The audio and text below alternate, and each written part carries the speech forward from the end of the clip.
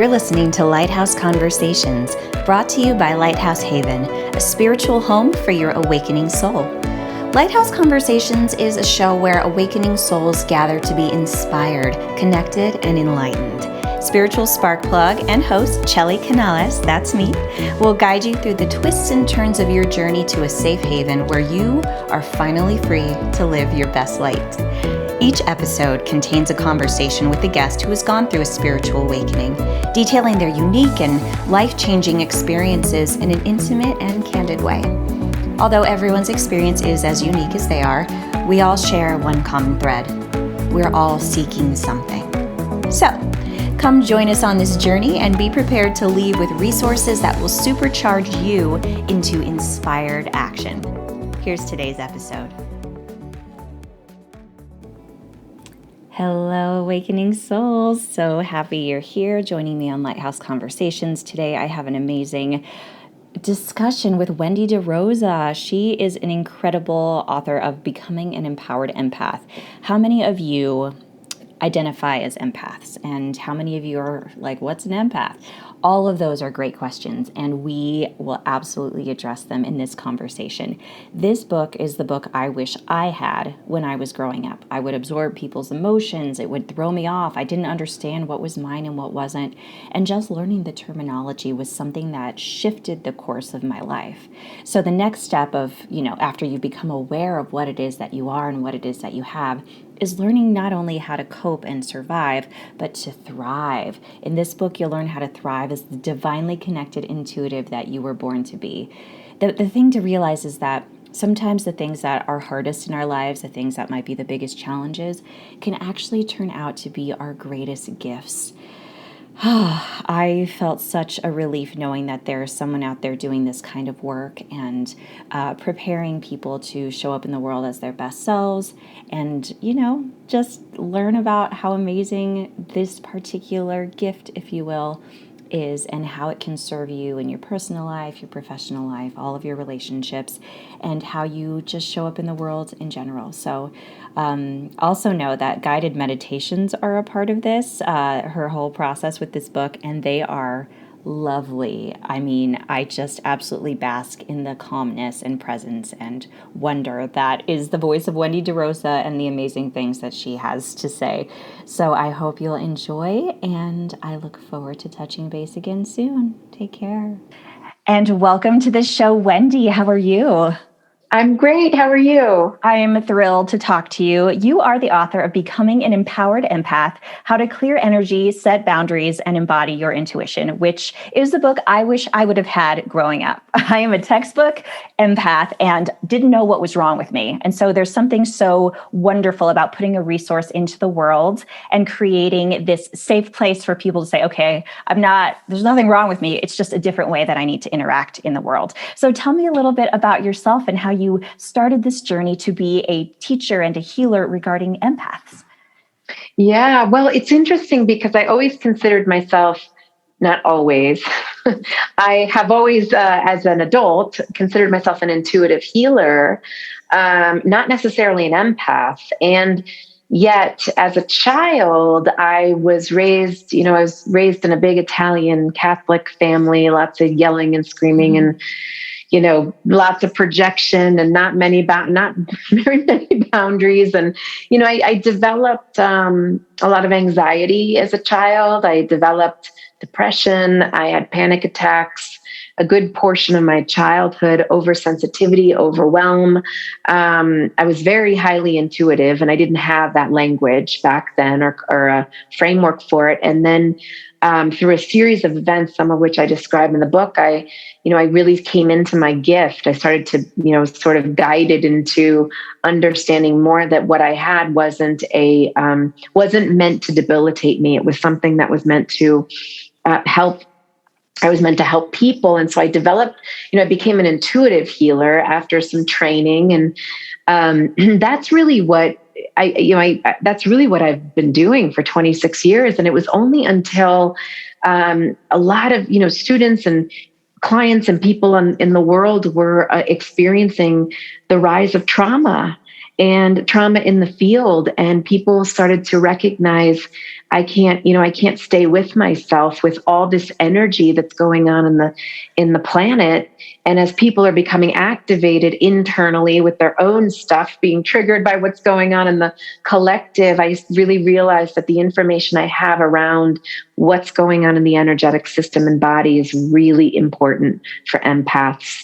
So yes, I'm an empath, but I'm also a healer. I see, I hear, I feel, I know. I have all the clairs, and Yes. it's sort of the gift. But the book came out of really wanting to support people in understanding what's going on in their energetic system and how to not be debilitated by it. It is such a perfect time because, as you mentioned, so many people are waking up to this right now. And I think COVID had a lot to do with that. People having the time and space to realize things that maybe they didn't have time for before. And there's people who've been on this journey for a while. I consider myself to have been on this journey for quite a while, but having this book come at this time is perfect because for me, I tend to want to, and you talk about this, transcend the lower chakras and just live up here in the clouds because it's easier to disconnect and not want to fully engage. It's too much energy. It's too painful. It's my stuff and it's their stuff. And so you have a really great framework in this book about how to clear and hold your own space and keep your own energy. Can you talk to me a little bit about the format of the book and how you wanted to share this knowledge so that people could be empowered to take on their own qualities and be able to succeed in their lives?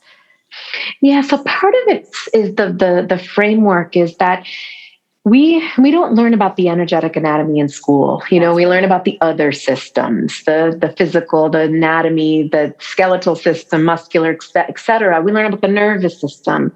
And underneath the nervous system, we have an energetic system. And that system carries a lot of imprinting of what we came into this world with, what we've experienced here on an energetic level as children growing up in a world, how we've sort of had our primary bonding and attachment experiences around being human on this planet. And some of that is that we have not, no one knew how to raise sensitive and intuitive children. It wasn't talked about. Instead, we developed different types of programming, such as, children are meant to be seen, not heard, or I'll punish you if you're angry or express anger. I'll punish you for that behavior, or abandonment if there's grief. I mean, there's a lot of experiences, many sensitive people have had as children that created this feeling of shaming and wronging in their own self and their own experience. And what that has empaths do, is that essentially what I talk about in the book is that we have these lower chakras in our energetic anatomy, and those lower chakras relate to our humanity and how we're going to exist in the world and have relationships and feel safe and grounded and connected. But they also house an extraordinary amount of history. And that includes all the energy we marinated in as a child, the belief systems, the behaviors, the ways that we are going to think and feel and operate in the world. Well, to a sensitive child who's raised in an environment where safety is compromised on some level, like I can't be myself, I don't belong here, or for whatever reason, there's something going on in the system, in the family system, and I have to disconnect from myself in order to pay attention to what is going on. I have to be in hypervigilance. What that looks like in the energetic body is that the root chakra contracts, the second chakra opens up, and the job of the second chakra is to be empathic, to feel everything that's going on beneath the table. And so what happens to empaths is that we have this inner system inside that inherently says root chakra, contract to self-preserve, and don't, basically it's not conscious, but it's I can't trust my experience or my body or myself. And therefore, there isn't a lot of grounding energy moving through the lower system. And instead, the spirit elevates high up in the body. The second chakra opens up, and because survival depends on it. We have to be able to track everything that's going on so that we feel safe, because the power center that's supposed to keep us safe isn't working the way it should. Yeah. And so this profile repeats itself over and over and over again in life for empaths. We just recreate it because it was normal in our childhood to stay in root chakra contraction and second chakra hypervigilance. And yes, so that's really what happens. And what the book I'm supporting people with is how do we get safe in the body again? How do we rebuild and let the root chakra unfurl and let safety and grounding and sense of self and that our boundaries come from getting centered and grounded in who we are, and the boundaries come from radiance from that place, as opposed to how do I outer protect myself in place of the inner radiance. It just really strikes a chord with me. I mean, I'm getting emotional hearing about it. And it's always been that sense of I'm not safe in this world. I'm not safe in this world. And so how do you survive? And then you learn how to take other people's things on and you take it on for them. And then it's suddenly like, what's my energy? What's yours? I'm not quite, I can't really tell the difference. But just to step back, if people are not familiar with the term empath, what's the difference between being an empath and having empathy? Yeah, it's a great question. So the empath is someone who feels the energy of other people. Having empathy is the act of being able to feel what other people are feeling and have compassion, or be able to give them a connection for that feeling. What happens for empaths is that there's actually two experiences happening, but they get lumped together. And it's that people who are empaths will say, not everyone, but some will say, I'm an empath, therefore I take on the energy of others. But the empath does not necessarily have to be doing that. That's called overly empathic. So the empath who is in their body and empowered can feel the energy of other people and stay with themselves. The overly empathic means I can't feel myself. I am merging with the energy, and we have this outer layer around the outside of our field called our aura. And the overly empathic means that the energy has crossed over that field into our body. And there's reasons why that happens. I mean, some of it is about, again, are we grounded? Are we radiating? Are we holding presence? Are we connected in our lower power centers? So there is, the overly empathic, the empath, and also having empathy. That is a really important distinction to know, and learning to have those tools in place to protect that so you can be empathic and not over empathic. It's a journey, and it takes practice, and it's almost like an energetic hygiene. You have to keep on top of it in order to keep that clear. And I find that people who are healers and counselors and those who are called to serve others because they care for humanity and love it are often empaths themselves and tend to wear out quickly because of over empathy, or over being an overly open empath, if you will. Do you work with a lot of people in these fields towards getting themselves protected? Totally. Well, it's interesting because one of the gifts of the empath is the healer, is being able to be in that place. And healer meaning someone who administers transformation. And that might mean that it's someone who's able to be present with someone who has emotions, or, without making them wrong or shaming them. Or it's someone who's able to use their voice and be able to offer, just a piece of wisdom that, shifts how somebody is going to live in their body. I mean, part of the gift of the empath is that there actually is an inherent and innate healer inside themselves. But what we're learning, in sort of this empaths being, I say, triggered by their experience, but they're being awakened into understanding that they are carrying an incredible capacity to move consciousness forward on this planet. Like empaths they don't want to sit in the surface conversations. No.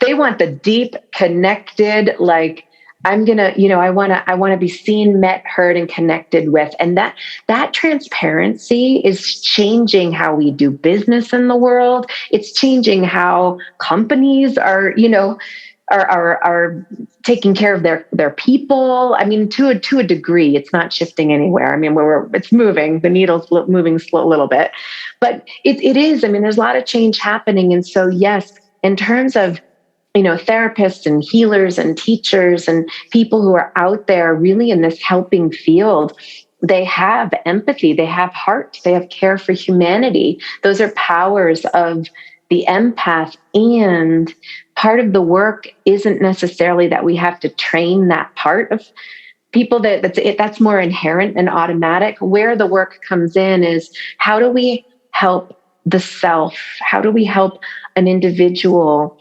ground powerfully into the lower chakras, which are areas of the body we've been conditioned out of? We've been told we can't be powerful in the second chakra, which is the feminine. We've been shamed out of being deeply grounded, or we've even been shamed out of having an ego. Been told ego is bad and wrong, when we need some of our ego to show up and manifest who we're here to be in the world. So there's a way that part of this, like, it's more about getting deeply connected to self and learning healing for our own selves as empaths, and clearing energy in our body so that we can ground more powerfully into who we are, and be able to inherit, and show up and be that innate healer or empath in the world. And I think it's key that society is moving that needle, and hopefully it'll go more quickly as people do become more aware. Because when you do support the whole person, when it's a holistic type of nurturing, like not just physical, not just like, okay, well, you have your health insurance and maybe a gym membership. It's how is your mental health? How's your spiritual health? And these are things that I hope are going to evolve. And I'm predicting, and I'm, really wishful thinking out here, but when the teachers and the healers and the, people, the nurses who are out there, who are not paid what they should be paid, to do the job that they do, they're not valued as much as certain other professions. I feel like eventually, and maybe even because of COVID, seeing like how essential these things are, that we can't go through life without having this support from them. How do we support them as companies, as business owners, as, just shifting culture in general? And I believe books like this are part of that conversation. Do you ever get contacted by companies who want to learn how to do this and to be more aware of how they can support their people? To a degree, I'll work with founders of companies, but they haven't fully outed me to teams and things like that. So it's not that I particularly have come in to companies. I know that some people will or do, but I think the shift is interesting in that you're saying, I mean, the way I see it is that the from my lens, the paradigm shift is taking care of the energy body. Yes. I mean, I think that's the part that's not mainstream yet. Mental health is becoming more mainstream. Yoga is more mainstream, but we have this energetic body. How do we own and take care of and tune in to the wisdom of the energy in our body? That needs to become more also, I think, part of the mainstream conversation in terms of our overall health and well-being. I think it's the missing piece, and I think there would be so much more positivity in the workplace, or in schools or anything. I like to start my speaking engagements off with a guided meditation, just to kind of like get that energy combined. What if we started every conference, every meeting with just like a short moment to clear energy, clear space, and get together? Like, what kind of communication would that foster, and how much easier would we be able to understand each other? So it's like kind of slowly making its way into the dialogue here. And I'm excited for more of that to come. So you've been doing this for about 20 years now, healing? About 26. 26 this year. Okay. Yeah. So when you first started, how do you think your work has shifted, and how has the landscape shifted as well? Yeah. So when I started doing this work, it was pre social media. I think we had email then, but the internet, but it wasn't, we didn't have any social media networks, to the degree that we do now, was pre Facebook even. And, at the time, the word intuition was really under the table. I mean, you didn't say I'm an intuitive, you know, I feel energy, I clear energy. I mean, there were ways that I would explain what I did. I do consulting. I'd say, I'd give some different way, depending on how open the person was, I would say more. But as I think in coinciding with technology, expanding and more social reach and more global connection, I've seen many, many people wake up online. I mean, have their awakenings and share them online. That opened up more awakenings for more people. And I think that accelerated the movement of work as as all different types of spiritual, energetic chakras and energy body and empathic work. It really started to grow. The field started to grow. And so then it is more mainstream, and maybe not in every bubble, but it is more global these days.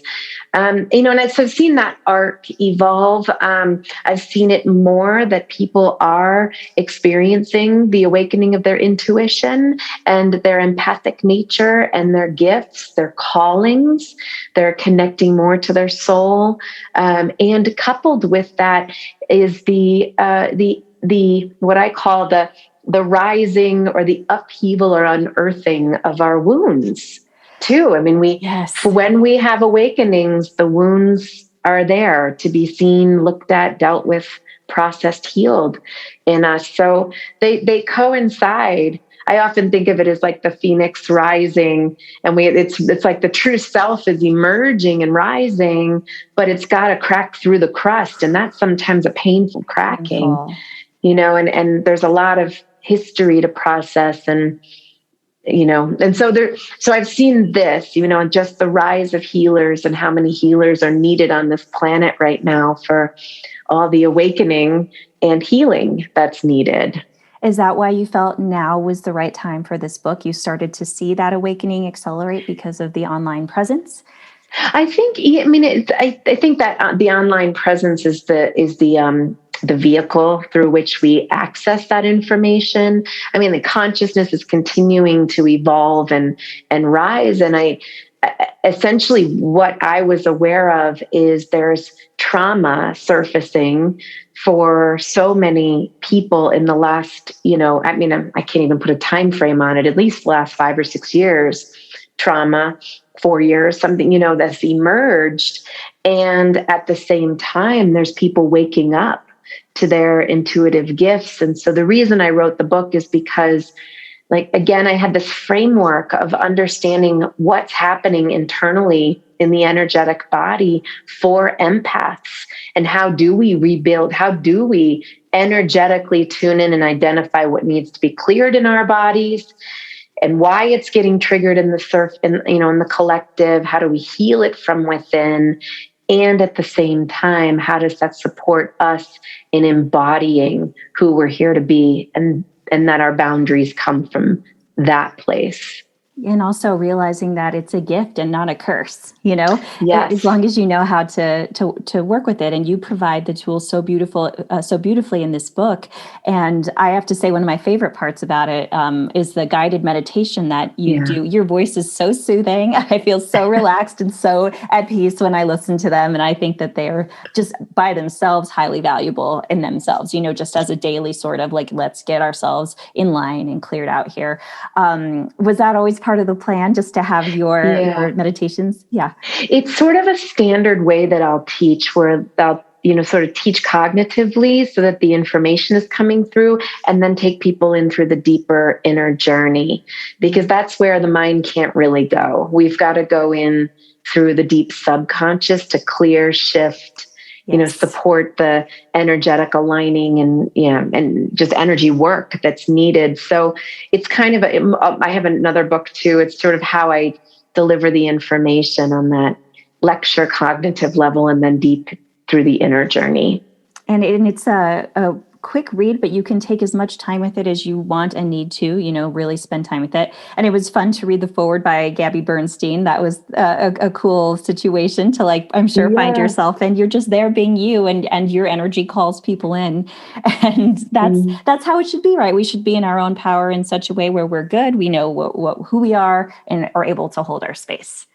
Yeah, absolutely. So lovely. So lovely. Tell me a little bit about the School of Intuitive Studies. Yeah, so it's all online, actually. So I train healers and train people in developing intuition. I run something called an intuitive healer training program. It's a year-long program. And we have a big community of graduates from the program and from different courses that I offer. I also have a monthly membership group called the Divine Healing Inner Circle, where people can receive healing once a month from me. So those are some opportunities that we have, and right now, I mean, some I will run in-person events, but the school is accessible online from anywhere in the world. Well, since you are so close to me, you're, operate out of Boulder, really. I would, is that correct? You're out of Boulder? Longmont. Yeah. Longmont. Yeah. And so if I wanted to go get a healing, could I get one with you, or do you have teachers or other healers that you work with who also do it? Well, everybody works virtually. We do have healers at the school, but it's all online. I mean, it's all virtual. We'll do, I mean, I don't do private practice anymore, but my healers, they all can work from anywhere. So anyone listening right now, all over the world, you have access to this. That is fantastic. If you wanted to share probably just the number one thing you want the world to know about your book, what would that be? I think the main thing I would say is that empaths are leading the way. And as much as it does feel like a curse to have this oversensitivity or these overwhelming feelings, it's an absolute invitation into identifying where in us we need healing, we need connection, we need to be able to, it's sort of a doorway into our interior to understand more of what's going on, and that the book teaches that process of what's going on internally for empaths and how we can heal and expand and be who we're here to be. And so that's the main message, and that I really believe empaths are leading our consciousness evolution right now through their care and their transparency. I think that is an incredible statement, and I totally agree with you. And I'm excited to see where this goes as people do have the correct support and have the community available and the information to be able to empower themselves, as you say, to turn this not curse into something that will serve them and serve humanity as well. Thank you for the great work that you're doing, Wendy. I'm so glad to be introduced to it, and I'm certainly going to continue to follow you and be listening to your voice probably like every day, through the meditations. Thank you for being on the show. Thank you so much, Shelley. Yeah, thank you. Thank you for listening to Lighthouse Conversations. If this show resonates with you, it would mean so much to have you rate, review, and share.